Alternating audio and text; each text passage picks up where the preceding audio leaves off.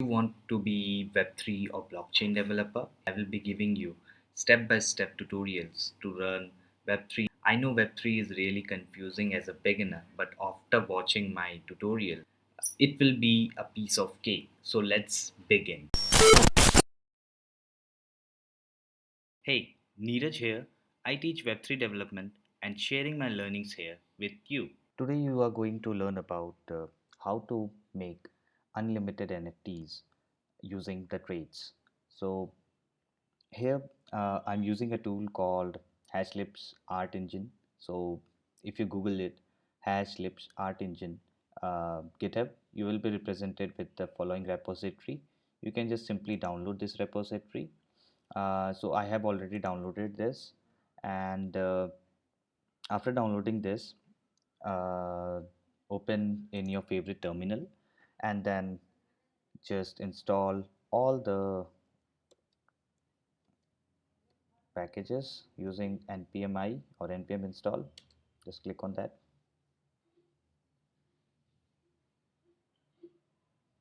Yeah, so this package is already installed. So when you download this repository, you will be represented with the several layers of the traits.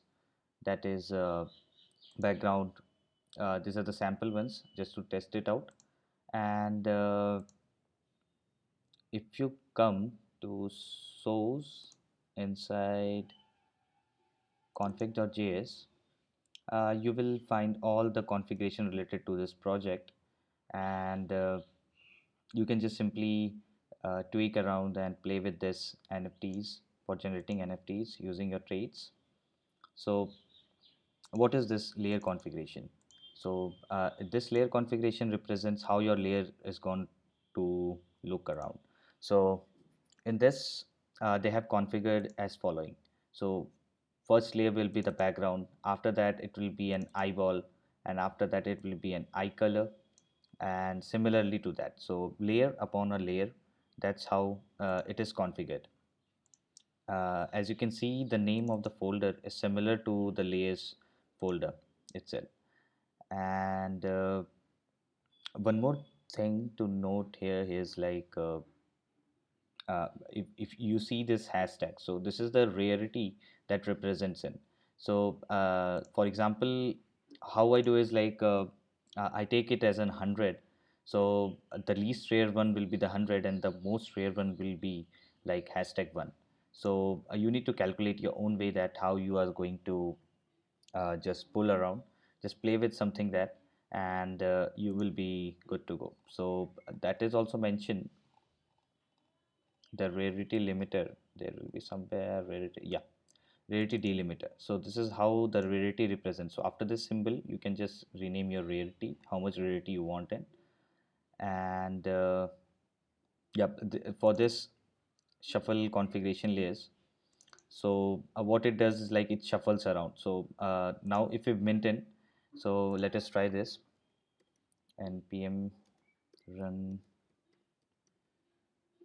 generate. So how do I come with this command? Npm run generate. It is inside the package or JSON file. It is generate. Npm run generate. If you run this generate, it will generate an NFTs for you, and according to the layers that you have set in. So let us try this.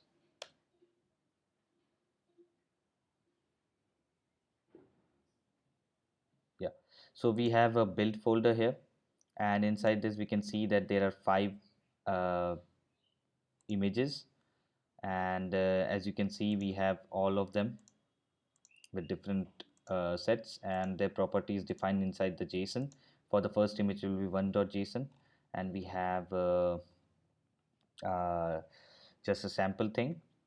So in config.json, you can just config everything. So let us suppose we want to grow this collection to 10. So we can just put in 10. You can put 10,000, you can put 1 million. So you can grow your size unlimitedly.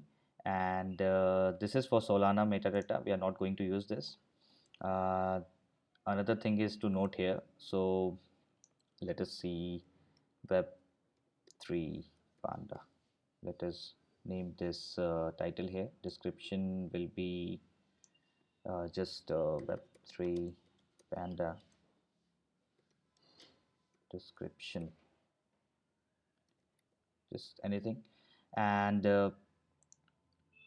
yeah, so you can just edit this. And one more thing is, if you want to grow your size to this, this will be the output as 512 and 512 pixels. You can just change it anytime, however you wanted.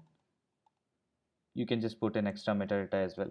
So in the extra metadata, you can just put an external URL also. Oh, oops, it is not this way. It should be this way. Yeah. You can just put in your name of your website, https xyz.com. Let us put anything sample. You can just save it. And if you currently look, and there is no external URL, you can see there is no external URL and there is no description, right?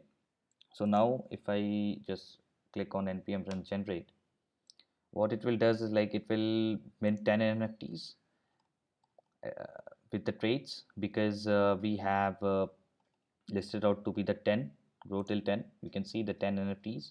So if you put 10,000, it will generate a 10,000 NFTs for you.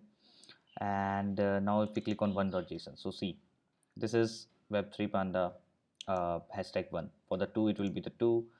So, and the description, you can see previously we didn't have description, but now description is this. And then yep, so external URL, you can see what we have mentioned. This is the external URL. Now if you want to upload this all the images and have a similar kind of NFTs, so what you're going to do is just head to pinata.com, just sign in everything, and you're going to upload all the images, right? So just click on folder, select the folder. Folder looks as, yeah, hashlips art engine build, and I have all the images folder, right? This is the images that I want to upload in, the 10 images. Just click on upload. So it will upload, just give your name, test, we can put a test, click on upload. So it is going to upload all your images, NFT images, and it is going to return you an IPFS ID. Let us wait.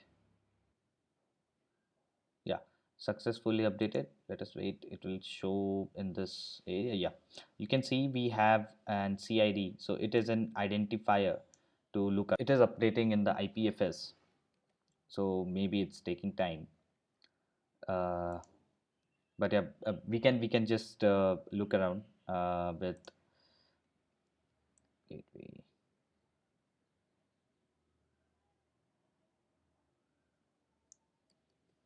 So now I'm going to show you a trick in which you can just, yes, this is the one.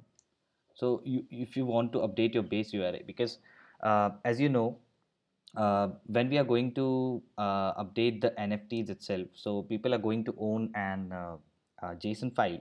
So in that JSON file, that is updated to the Pinata or IPFS behind the scene, and the users are going to own through your smart contract, right? So in that smart contract, you want to just link that particular image in your JSON file. So this is how you are going to do this. So you are not going to do one by one. So it's 10 here, but suppose you have 10,000 NFTs and you are not going to update one by one, right? So this is how you're going to do this. So this is the gateway. Every provider has a different gateway. So in this case, we have Pinata and we have the gateway of this, and we are going to put in the IPFS ID itself, right? So this is the IPFS ID, and we are going to just put this. We are going to click on control save, and yeah, so we have successfully updated our IPFS ID. So now but in the JSON we don't have updated ID, right? So this is the same as previous one. So how you are going to update it? We have updated all the images to our Pinata. You can see this. Okay, let us move in. So let us update our JSON file. So to update it, we have this command. So we can just simply do npm run update info, right? So if we click on this, all the magic happens. So now if we go to our JSON file and click on one, you can see there is a magic in the one. It is a link to a particular PNG image that we updated in. So if we click on this image, yeah, you can see this is updated to the IPFS and through the Pinata itself, and we have this images in our blockchain. So suppose the user owns this JSON file, because at the last NFTs are uh, in the JSON format, and all the traits and attributes are written over here, that is going to update in the OpenSea or in your own choice of NFT platform or anywhere. Uh, in this, there is the name, description, external URL of your website, and there is an image of that NFT, and that image is this. On the second, if you click in, this will be second. So it is magically updated, all it's in the sequence itself. So this is how you update, and this is how most of the developers do the NFTs upload. It's a piece of cake, and anywhere. So just remember the layers, the folder name should be similar to this, and the layers should be arranged accordingly. I mean, the top layer should be at the last, and the bottom layer should be at the first. And this is how you grow layers. This is 10. I have created an example with the 10. So depending upon your system's configuration, it is going to take 1 to 2 hours if it is 10,000 NFTs. And if you want to shuffle around your NFTs, what does shuffling means? So it is 1, 2, 3. It is sequentially arranged in this. But if you want your layers to be shuffle around, I mean one after that randomly generated numbers, then it should be true. So this is how you do it. Yep. Thank you. Thank you, fam.